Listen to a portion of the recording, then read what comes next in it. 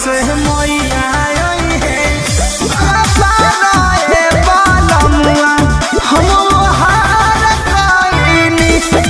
भाई लोग नमस्कार। जी हाँ दोस्तों, प्रमोद प्रेमी यादव जी के काफ़ी ब्लास्ट लेवल का सॉन्ग आप लोग के बीच में रिलीज होने जा रहा है। तो गैस कब रिलीज होगा तो आज की वीडियो में हम बात करेंगे। उससे पहले वीडियो को एक लाइक कर देंगे। जी हाँ दोस्तों, गाने का नाम है नव दिन जगराता हुई। इस गाने को प्रमोद प्रेमी यादव जी ने गाए हैं।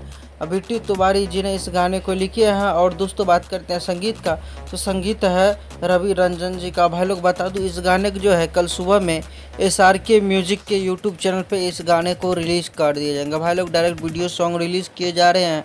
दोस्तों प्रमोद प्रेमी यादव जी का ये 8वां गाना रिलीज हो रहा है, देवी गीत।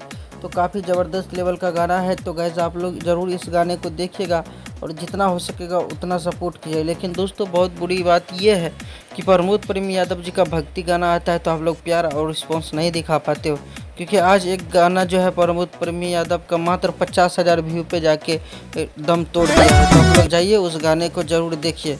तो मिलते हैं फिर से नए वीडियो के साथ में। तब तक के लिए अपना ख्याल रखिएगा और देखते रहिएगा Bhojpuri chip official YouTube channel. धन्यवाद दोस्तों।